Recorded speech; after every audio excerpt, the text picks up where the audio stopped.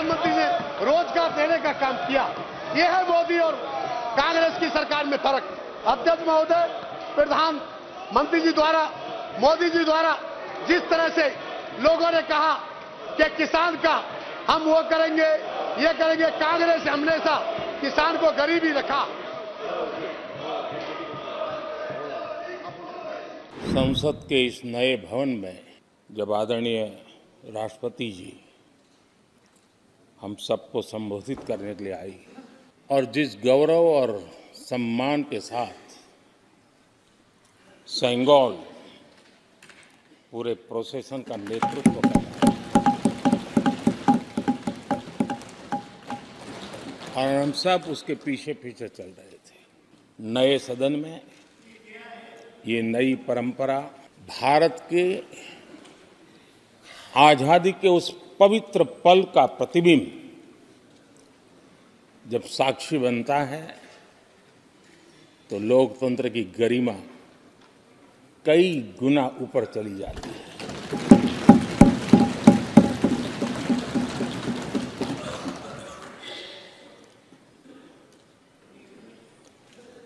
ये 75वां गणतंत्र दिवस, इसके बाद संसद का नया भवन, सेंगोल की अगुवाई, ये सारा दृश्य अपने आप में बहुत ही प्रभावी था। मैं जब वहाँ से पूरे कार्यक्रम को मैं भागीदारी कर रहा था, यहाँ से तो उतना हमें भव्यता नजर नहीं आती है, लेकिन वहाँ सब मैंने देखा कि वाकई नए सदन में इस गरिमावान उपस्थिति में राष्ट्रपति, उपराष्ट्रपति जी और आप, हम सब के मन को प्रभावित करने वाला वो दृश्य हमेशा हमेशा याद है। आदरणीय अध्यक्ष जी, राष्ट्रपति जी का भाषण एक प्रकार से तथ्यों के आधार पर, हकीकतों के आधार पर एक बहुत बड़ा दस्तावेज है जो देश के सामने राष्ट्रपति जी ने प्रस्तुत किया। और इस पूरे दस्तावेज को आप देखेंगे तो उन हकीकतों को समेटने का प्रयास किया है जिससे देश किस स्पीड से प्रगति कर रहा है, किस स्केल के साथ गतिविधियों का विस्तार हो रहा है, उसका लेखा जोखा आदरणीय राष्ट्रपति जी ने प्रस्तुत किया है। आदरणीय राष्ट्रपति जी ने भारत के उज्जवल भविष्य को ध्यान में रखते हुए 4 मजबूत स्तंभों पर हम सबका ध्यान केंद्रित किया है और उनका सही सही आकलन है कि देश के 4 स्तंभ जितने ज्यादा मजबूत होंगे, जितने ज्यादा विकसित होंगे, जितने ज्यादा समृद्ध होंगे, हमारा देश उतना ही समृद्ध होगा, उतना ही तेजी से समृद्ध होगा। और उन्होंने इन 4 स्तंभों का उल्लेख करते हुए देश की नारी शक्ति, देश की युवा शक्ति, देश के हमारे गरीब भाई बहन और देश के हमारे किसान, हमारे मछुआरे, हमारे पशुपालक, उनकी चर्चा की है। इनके सशक्तिकरण के माध्यम से राष्ट्र के विकसित भारत के लक्ष्य को प्राप्त करने की जो राह है, उसका स्पष्ट दिशा निर्देश आदरणीय राष्ट्रपति जी ने कहा है। अच्छा होता हो सकता है आपके यहाँ फिशरमैन माइनॉरिटी के ना हो सकता है आपके यहाँ पशुपालक माइनॉरिटी के ना हो सकता है किसान आपके यहाँ माइनॉरिटी के ना हो सकता है महिलाएं आपके यहाँ माइनॉरिटी में ना हो सकता है कि आपके यहाँ युवा में माइनॉरिटी। क्या हो गया है दादा? क्या देश के युवा जी की बात होती है? समाज के सब वर्ग नहीं होते हैं? क्या देश की नारी की बात होती है? देश की सभी नारी नहीं होती है? कब तक टुकड़ों में सोचते रहोगे? कब तक समाज को बांटते रहोगे? सब सीमा करो, सीमा करो। बहुत तोड़ा देश को। अच्छा होता कि जाते जाते तो कम से कम इस चर्चा के दरमियान कुछ सकारात्मक बातें होती, कुछ सकारात्मक सुझाव आते, लेकिन हर बार की तरह आप सब साथियों ने देश को बहुत निराश किया, क्योंकि आपकी सोच की मर्यादा देश समझ पा रहा है और उसको बार बार दर्द होता है कि ये दशा है इनकी सोचने की मर्यादा इतनी है। आदरणीय अध्यक्ष जी, नेता तो बदल गए लेकिन टेप रिकॉर्डर वही बज रही है, वही बातें, कोई नई बात आती नहीं और पुरानी ढपली और पुराना राग वही चलता रहता है आपका। चुनाव का वर्ष था, थोड़ी मेहनत करते, कुछ नया निकाल करके लाते, जनता को जरा संदेश दे पाते, उसमें भी फेल गए आप। चलिए ये भी मैं सिखाता हूं। आदरणीय अध्यक्ष जी, आज विपक्ष की जो हालत होगी ना, इसकी सबसे दोषी कांग्रेस पार्टी है।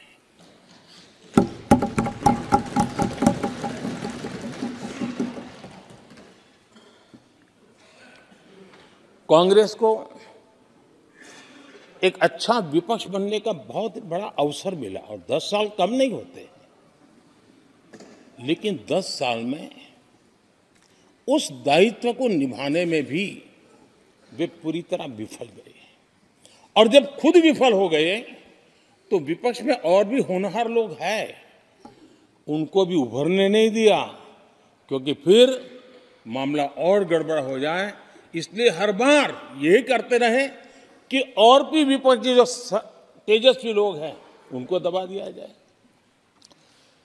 हाउस में कई यंग हमारे माननीय सांसदगण हैं, उत्साह भी उमंग भी है, लेकिन अगर वो बोलें, उनकी छवि उभर जाए तो शायद किसी की छवि बहुत दब जाए। उस चिंता में इस यंग जनरेशन को मौका न मिले, हाउस को ही चलने नहीं दिए गए। यानी एक प्रकार से इतना बड़ा नुकसान कर दिया है, खुद का भी, विपक्ष का भी, संसद का भी और देश का भी। देश ने जितना परिवारवाद का खामियाजा उठाया है और उसका खामियाजा खुद कांग्रेस ने भी उठाया है। अब अधीर बाबू की हालत हम देख रहे हैं, वरना ये समय था संसद में रहने का, लेकिन परिवारवाद की सेवा तो करनी पड़ती है। अब हालत देखिए, हमारे खरगे जी इस सदन से उस सदन शिफ्ट हो गए और गुलाम नबी जी तो पार्टी से ही शिफ्ट कर गए। ये सब परिवारवाद के भेंट चढ़ गए। एक ही प्रोडक्ट बार बार लॉन्च करने के चक्कर में कांग्रेस की दुकान ताला लगने की नौबत आ गई है।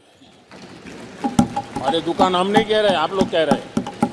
आप लोग कहते हैं दुकान खोलिए, सब जगह पे बोलते हैं, दुकान को ताला लगने की बात आई। राष्ट्रपति जी ने विकसित भारत के रोड मैप पर चर्चा करते हुए आर्थिक पहलुओं पर विस्तार से चर्चा की। अर्थव्यवस्था के मूलभूत जो आधार है उसके की बारीकी से चर्चा की और भारत की मजबूत अर्थव्यवस्था को आज पूरी दुनिया सराह रही है, पूरी दुनिया उससे प्रभावित है और जब विश्व संकट से गुजर रहा है तब तो उनको और ज्यादा अच्छा लगता है G20 समिट के अंदर सारे देश ने देखा है कि पूरा विश्व भारत के लिए क्या सोचता है, क्या कहता है, क्या आशा करता है।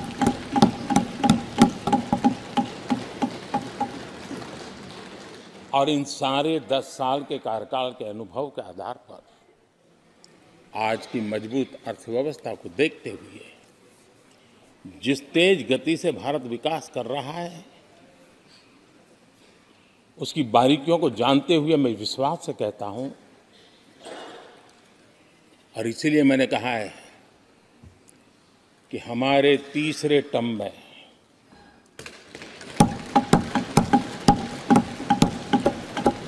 भारत दुनिया की तीसरी बड़ी आर्थिक ताकत बनेगा।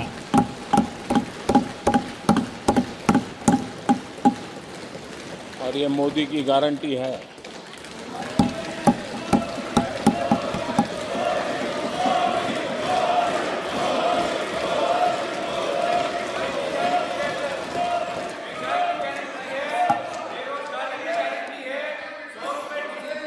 माननीय अध्यक्ष जी, इनको पहले मौका नहीं दिया था क्या?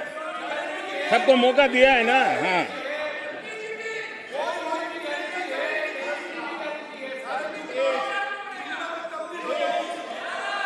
आदरणीय अध्यक्ष जी, जब हम दुनिया की तीसरी बड़ी आर्थिक शक्ति बनकर के उभरेंगे कहते हैं, तो हमारे विपक्ष में बैठे कुछ साथी कैसा कुतर्क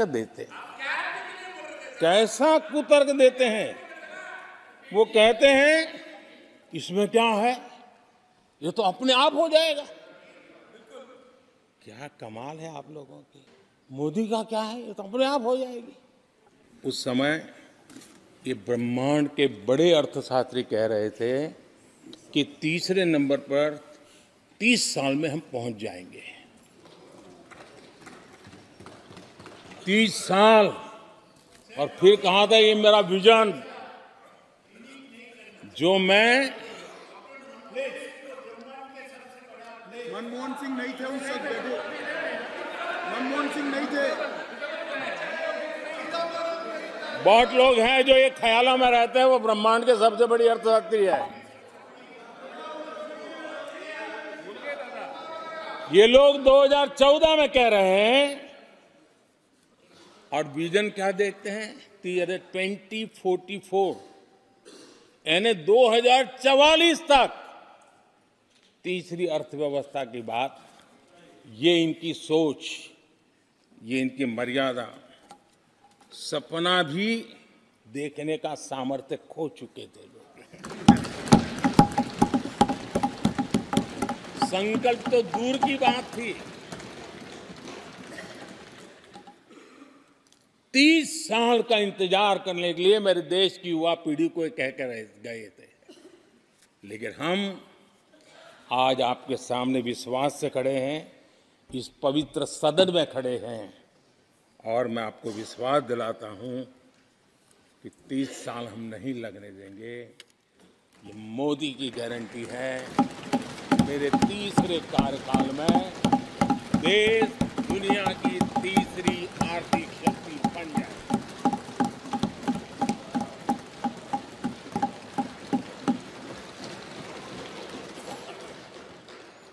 कैसे लक्ष्य रखते थे, उनकी सोच कहां तक जाती थी, दया आती है। और आप लोग 11 नंबर पे बड़ा गर्व कर रहे थे, अब 5 नंबर पहुंचा दिए जी। लेकिन अगर 11 पर पहुंचने से आपको खुशी होती थी, तो 5 नंबर पहुंचने पर भी खुशी होनी चाहिए। देश 5 नंबर पर पहुंचा, आपको खुशी होनी चाहिए। किस बीमारी में फंसे पड़े हो। कांग्रेस की जो मानसिकता है, जिसका देश को बहुत नुकसान हुआ है, कांग्रेस ने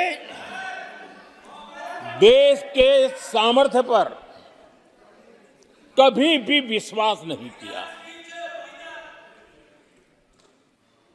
वे अपने आप को शासक मानते रहे, और जनता जनार्दन को हमेशा कमतर आंकते गए, छोटा आंकते गए।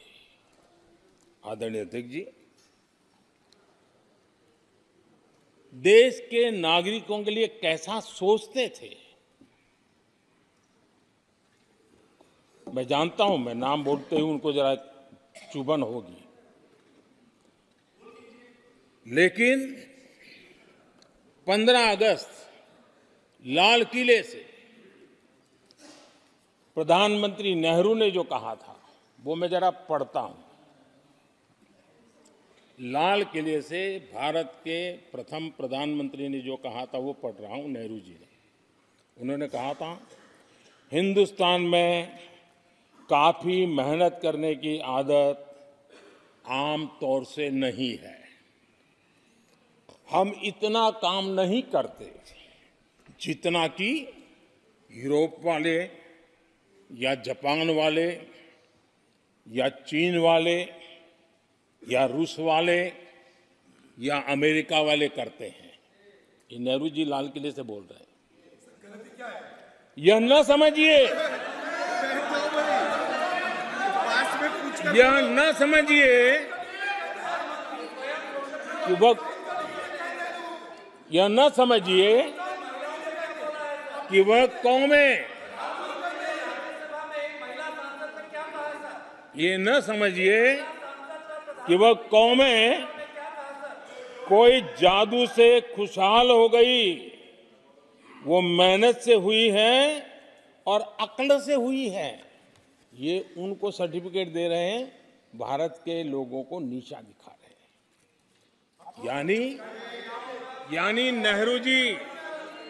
यानी नेहरू जी की भारतीयों के प्रति सोच थी कि भारतीय आलसी है। नेहरू जी की भारतीयों के लिए सोच थी कि भारतीय कम अक्ल के लोग होते हैं। और आदरणीय अध्यक्ष जी, इंदिरा जी की सोच भी उससे ज्यादा अलग नहीं थी। इंदिरा जी ने जो लाल किले से 15 अगस्त को कहा था, लाल किले से 15 अगस्त को इंदिरा जी ने कहा था, दुर्भाग्यवश हमारी आदत ये है कि जब कोई शुभ काम पूरा होने को होता है तो हम आत्मतुष्टि की भावना से ग्रस्त हो जाते हैं, और जब कोई कठिनाई आ जाती है तो हम नाउम्मीद हो जाते हैं। कभी कभी तो ऐसा लगने लगता है कि पूरे राष्ट्र ने ही पराजय भावना को अपना लिया है। आज कांग्रेस के लोगों को देख करके लगता है कि इंदिरा जी भले देश के लोगों का आकलन सही न कर पाए, लेकिन कांग्रेस का एकदम सटीक आकलन उन्होंने किया था। कांग्रेस के शाही परिवार के लोग मेरे देश के लोगों को ऐसा ही समझते थे, उनके विषय में ऐसे ही सोचते। और आज भी वही सोच देखने को मिलती है। कुछ दिन पहले भानुमति का कुनबा जोड़ा,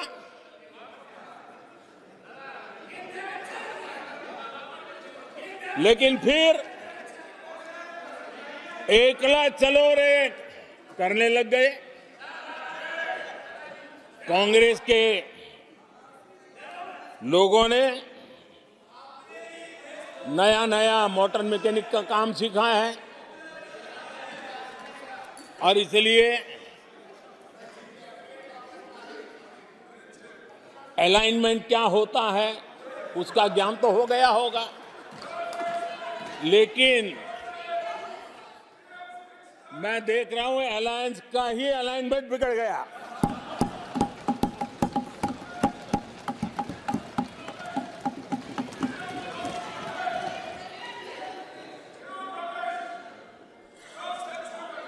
इनको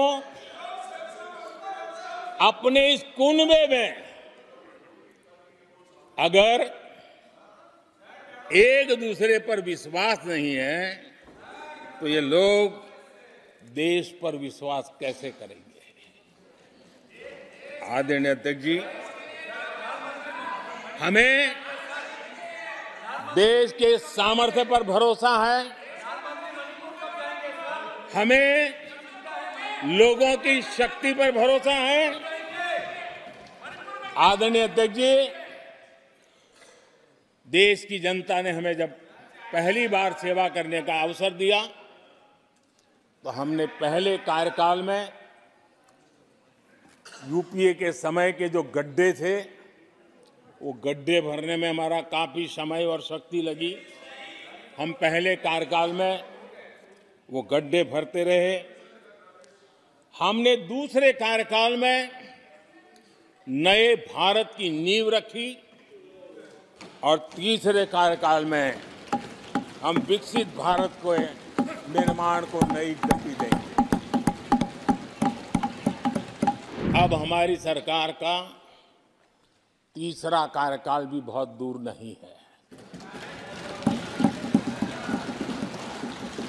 ज्यादा से ज्यादा 100-125 दिन बाकी है और अब की बार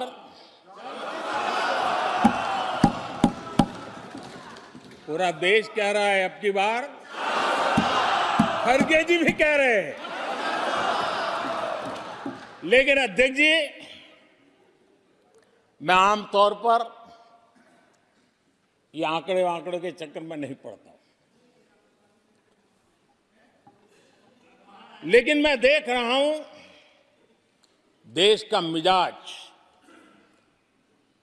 एनडीए को तो 400 पार कर पाई के रहेगा, लेकिन भारतीय जनता पार्टी को 370 सीट अवश्य देगा।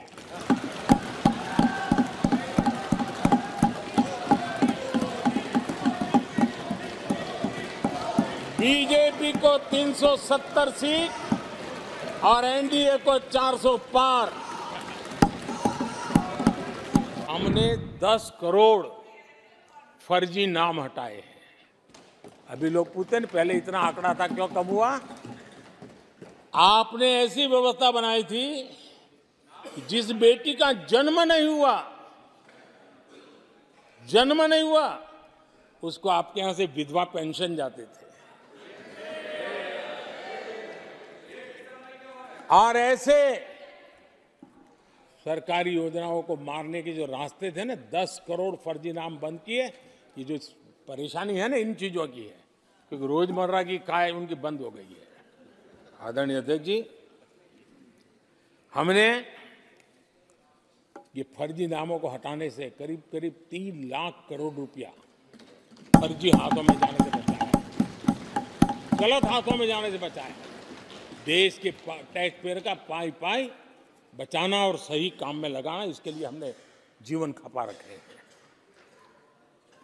आदरणीय अध्यक्ष जी,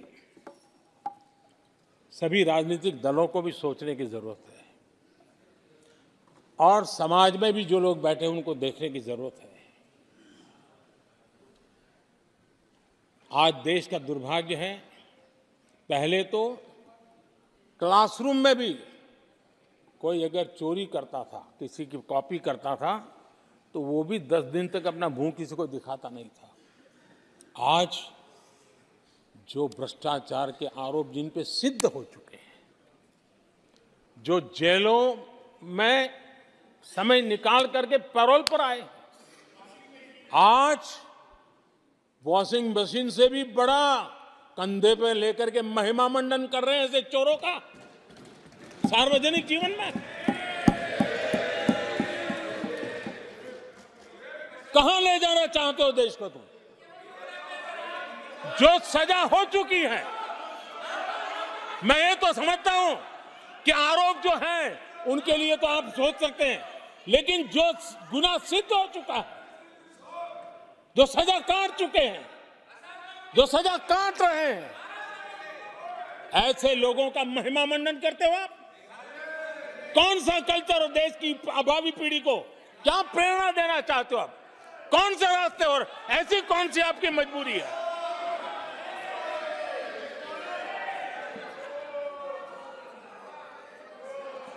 और ऐसे लोगों का महिमा मंडन किया जा रहा है, उनको महान बताया जा रहा है। जहां संविधान का राज है, जहां लोकतंत्र है, माननीय अध्यक्ष जी, ऐसी बातें लंबी नहीं चल सकती हैं। ये लोग लिख करके रखें, ये जो महिमा मंडन का काम चल रहा है उनका, वो अपने ही खात्मे की चिट्ठी पे सिग्नेचर कर रहे हैं लोग। पिछले 10 वर्ष की तुलना में सुरक्षा के क्षेत्र में देश आज वाकई सशक्त हुआ है। आतंकवाद, नक्सलवाद एक छोटे दायरे में अब सिमटा हुआ है।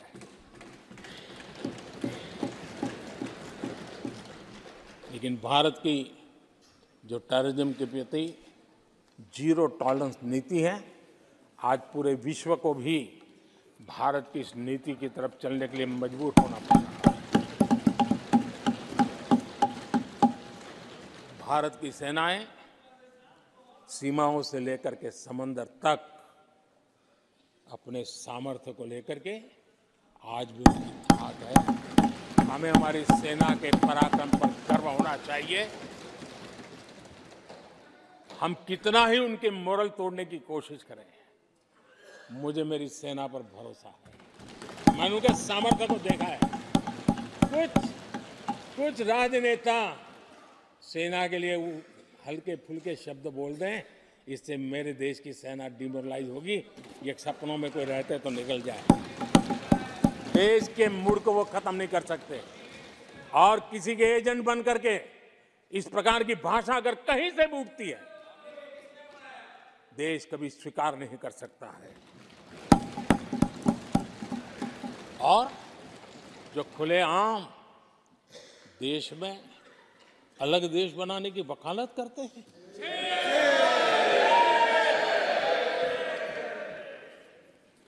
जोड़ने की बातें छोड़ो, तोड़ने की कोशिश करी जा रही। आपके अंदर क्या पड़ा हुआ है? क्या इतने टुकड़े करके अभी भी आपके मन को समाधान नहीं हुआ है? देश के इतने टुकड़े कर चुके हो आप, और टुकड़े करना चाहते हो? कब तक करते रहोगे? आदरणीय अध्यक्ष जी, इसी सदन में अगर कश्मीर की बात होती थी तो हमेशा चिंता का स्वर निकलता था, छिटाकशी होती थी, आरोप प्रत्यारोप होते थे। आज जम्मू कश्मीर में अभूतपूर्व विकास की चर्चा हो रही है और गर्व के साथ हो रही है। पर्यटन लगातार बढ़ रहा है। G20 समिट होती है वहां, पूरा विश्व आज उसकी सराहना करता है। आर्टिकल 370 को लेकर के कैसा हुआ बना के रखा था। कश्मीर के लोगों ने जिस प्रकार से उसको गले लगाया है, कश्मीरी जनता ने जिस प्रकार से गले लगाया है, और आखिर के ये समस्या किसकी देन थी? किसने देश के माथे पर मारा था? किसने भारत के संविधान के अंदर इस प्रकार की दरार करके रखी हुई थी?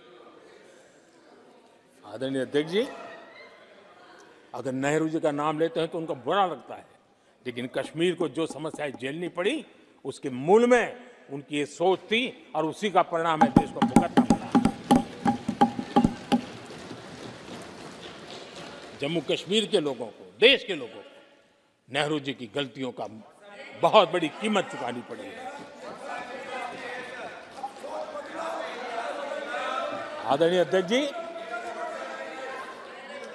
वो भले गलतियां करके गए, लेकिन हम मुसीबतें झेल करके भी गलतियों सुधारने के लिए हमारी कोशिश जारी रखें।